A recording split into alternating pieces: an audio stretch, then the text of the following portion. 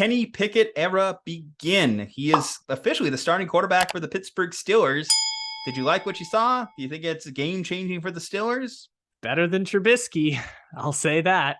I just thought Trubisky was going to be better than Big Ben last year. I was wrong. I was very wrong. He was worse. Statistically was worse. 4% worse completion percentage, 9 points lower in QBR. Basically the same touchdown interception ratio, although Mitch only threw 2 touchdowns in 4 games, really 3.5, but 4 games. Yeah, I think that the Steelers wanted to believe that they could make the playoffs this year. I think that was the reason that was Mike Tomlin's thinking, is we are here to compete every single season. And that's why we're going to roll out with the established guy, because I think now it's clear that the Pittsburgh Steelers evaluated Kenny Pickett as a second round grade. And then they didn't have a second round pick until like pick 58. And so they just took Kenny Pickett where they did because he wasn't going to be available to them later. And, you know, if Kenny Pickett becomes a 10-year starter for the Steelers, it's worth it. But they're going to play him. Their season is over, as I said in a previous video, declared in a previous video that the Steelers season is over. They're 1-3, but could theoretically be 0-4 because of that weird game against the Bengals. They play Buffalo, Tampa, Miami, and Philadelphia the next few weeks. So they'll probably come out of that 2-6. And by that point, they just, even if TJ Watt comes back, there's nothing really left to play for Pittsburgh. But if you're going to be bad with the first round rookie quarterback, because at least you get some sort of a representative sample size of what Kenny Pickett is going to look like. When asked about why he decided to make the switch at quarterback, Mike Tomlin said to provide a spark.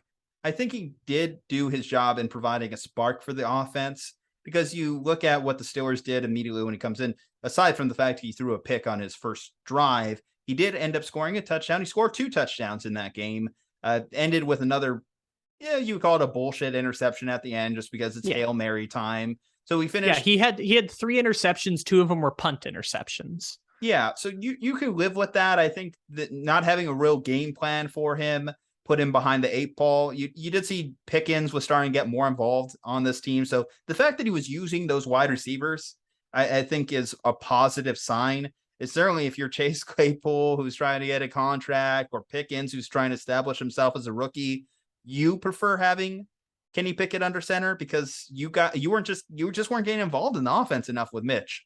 So that's one of the biggest improvements out the gate. And I think the Steelers defense deserves Kenny Pickett in there as well, because they've been playing their ass off through 4 games.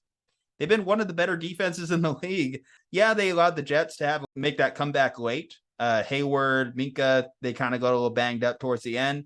But for the most part, the Steelers defense has been carrying the load for this team, and carried the load a lot whenever Mitch Trubisky was going consistently 3 and out. It wasn't even as much Mitch turning the ball over. It just wasn't doing anything. Just couldn't develop any kind of series or string together any type of series on offense, meaning that defense just had to be on the field long stretches of the game, which that's just no way to win consistently. They don't have TJ Watt. As far as is their season done? You look around the landscape of the AFC, it's going to be very hard for them at their 1-3 mark to battle back in it. They're not statistically limited. I mean, obviously you look in their own division, you have a couple of 2-2 teams ahead of them in division. I just don't see a rookie quarterback leading them over the other 2 teams, the Bengals and the Ravens. It's a needed move. Something I didn't think was going to be needed this soon in the season, but it was a needed move just based off actually getting data points on the season, seeing how bad Mitch was. When it comes to the Bills, bounce back performance, low scoring effort, not typically what we've seen from the Bills throughout the season. You would have liked to see them take more advantage of a Baltimore secondary that's been kind of below average this year. But I think that they got back on the right pace. Gabe Davis was a little bit of a non-factor today. The running game is something that's just, it's just not getting any better. I thought that the addition of James Cook was going to fix this team's running game, but he's to this point has not been involved. I don't know if that really changes the Steelers' favors in this game. I think the Bills are the answer as far as who I think is going to win. You just hope to see now from this point, if you're the Steelers, positive signs that your quarterback can be your quarterback of the future at this point. Yeah, and I felt like the whole time I was taking crazy pills because people were like, oh, of course you got to play Mitch. He gives you a better chance to win. I'm like, under what circumstances does he give you a better chance to win? And obviously that wasn't the case, but Well, this is. Kenny Pickett didn't lose the job in the preseason too, which was another thing Mhm. that should be noted. Like he didn't play himself out of the position, which was a big question mark too in the Mitch Kenny Pickett debate.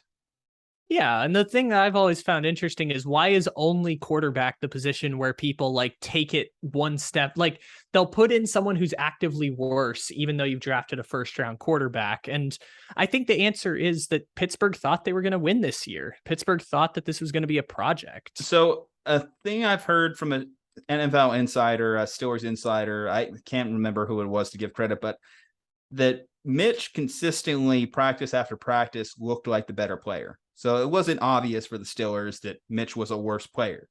It just when you actually get Yeah. in game reps and get to see him out there versus other teams, that's when Mitch gets exposed a little bit. So it wasn't very clear coming out of camp. And you think, okay, eventually something that I'm seeing on the practice field has to translate to the actual game field. And it just never did with Yeah. Mitch. And at this point, you question if it ever will for Mitch. At this point, Mitch will just probably fall into that Chase Daniels kind of camp of just playing once every 5 years. And you're like, oh, Mitch Trubisky's still in the league. But isn't that incredibly short-sighted then? Like if it's that small and you know Mitch Trubisky isn't going to be on the team next year, like it, and you drafted this quarterback in the first round, isn't that incredibly short-sighted to be like, well, on the practice field, he looks slightly better than this rookie that we drafted, and we have no intention of him being on the team after this Well, you year. said So it like, yourself too, that you thought the Steelers were trying to win this year. So if he yeah, but looks that better on the yeah. practice field, then you can only assume he'll be better on the game field.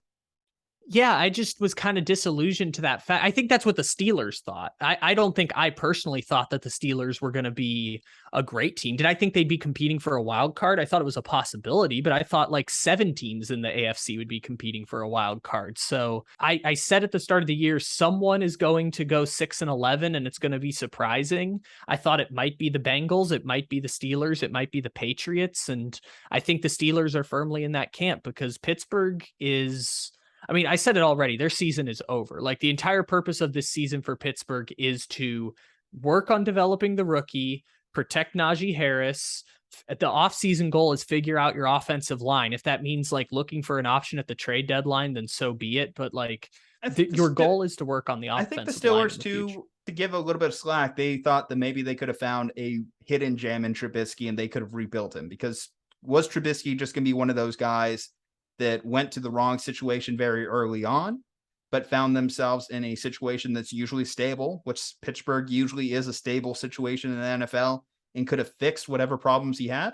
They thought they'd give it a chance and it just didn't work out, and you bet I on the think that was talent. You bet on what originally with Trubisky was a first round talent. It just, okay, well, the proof is in the pudding. Mitch is just not going to work as a starter in the NFL. Yeah, I think they were like kind of a pipe dream hope, but even they hedged their bet because they signed Trubisky in March and then drafted Kenny Pickett in April. So like even they weren't disillusioned. Well, that's maybe fact. what you would say is something that makes the Steelers a good organization, that they hedge their bets, that they cover their ass on stuff like this, because they're in a new era. Obviously, they are transitioning off any Hall of Fame quarterback is not an easy thing to do for an NFL team. We look at the Packers and think that it's easy. The Packers spoil themselves and their fan base going from Favre to Rodgers. But a lot of NFL teams, like it could be a decade long thing. It could be a 20 years. It could be never that they find a quarterback after transitioning off of a Hall of Famer. I think the Steelers were just like, well, let's bet on a former first round guy and let's get a first round guy and just see if they can battle it out in camp. Combined with the fact that Pittsburgh for the past 3 years, I mean, Ben got hurt one of those years. Remember, he tore his elbow in 2019. It was like Rudolph and Duck Hodges leading them to 9-7. But like they were paying him $35 million a year for 3 years of crap. And so they weren't really proactive in trying to upgrade at the quarterback position because they're like, well, we've already paid him all this money. He's a legend guy. We're just going to let him keep going. And they already set themselves back years by doing that. And so you were hoping Rudolph would have been good. They were hoping Rudolph would have turned into something. It just, it doesn't happen. For every third round pick, there's 20 others to bust. So let's look around the current starter landscape in the NFL. Are they all first round picks? No, there's some second rounders. Kirk Cousins was a 4th round pick. You know, you can Yeah. find gold every now and then. They were hoping that Mason Rudolph would have been good. They were hoping that Ducky Hodges might have been okay. They were hoping that what's his name, Dobbs, would have been good. It's hard to draft quarterbacks. But they didn't even try. No, but even if you draft in the even first round, there's a good chance you bust. Look at 2018 now. We look at 2018 and thought that it was the cream of the crop, but Jesus, now aside from Lamar and Josh Allen, do we know if we had any good quarterbacks out of that first round? Josh Rosen's been awful. Baker is the third guy there. Sam's been bad. Yeah, but the 40%, even drafting out of the first round, it's hard to find quarterbacks.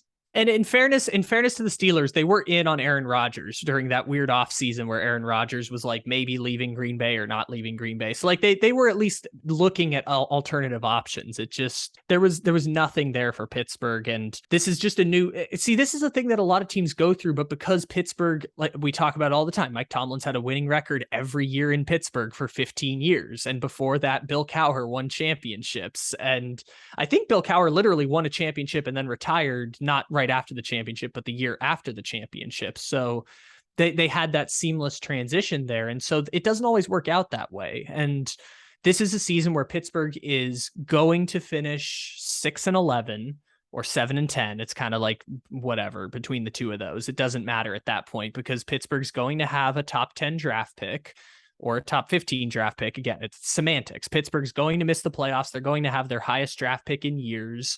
And that's going to be the developmental process for Pittsburgh as they, I think they believe Kenny Pickett can be their starting quarterback for the next 10 years. Obviously, he was only available to them because he was projected as a 2nd round quarterback. So maybe he doesn't turn into a great quarterback, but they're betting on Kenny Pickett. And obviously Kenny Pickett's like the same age as Lamar Jackson. So like there's only so much that they can develop there because he is like a super senior at Pitt, but they're betting on him to be their quarterback. But it feels like the Patriots betting on Mac Jones, which is like, you're going to have to wait years to find out whether or not that quarterback is going to be worth something. The good news for the Steelers, at least, is that they have a really good defense. So like that'll make it easier if they do have a good quarterback. Yeah. The thing is, though, the defenses age out quick, so we'll see if they're able to maintain it and wait for Pickett to develop. I assume you're taking the Bills, though, to close out this preview. Yes. I will take the Buffalo Bills, and this is a recovery week for Buffalo. I will say about Buffalo, they went down 20-3 in this game, and I've been in my head all year saying, like, the entire purpose of the regular season for Buffalo is to make sure everyone gets healthy, but they opened up that playbook once they went down 23. It was Josh Allen, like, chucking and ducking and running. Oh, yeah. It kind of gave me some moments, too, watching him do the Trey Lance play.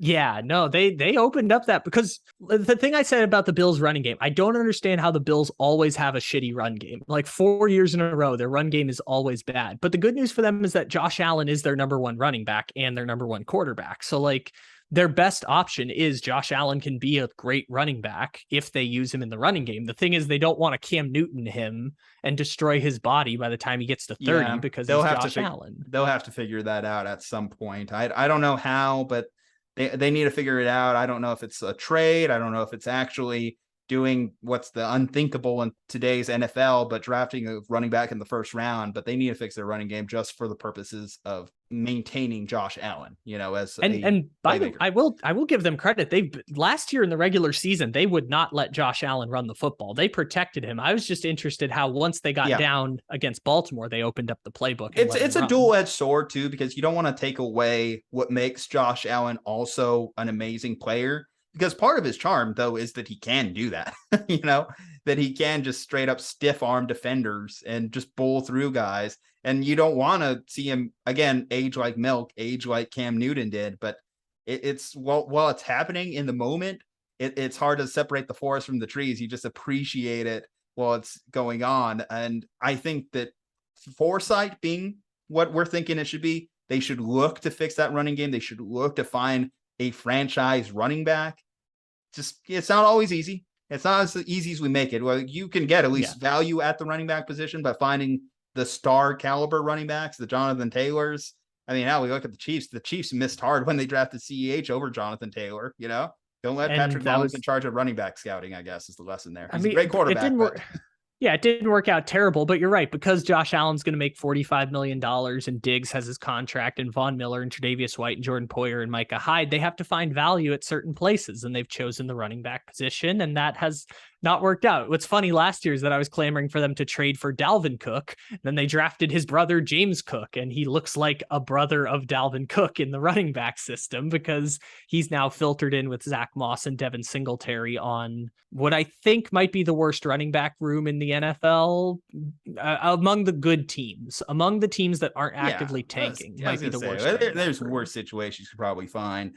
But all right, guys. Well, that's going to do it for that preview. I know it kind of went in a lot of places, turning into more Kenny Pickett talk. But how will the rookie do in his first NFL start against the Buffalo Bills, one of the league's best teams?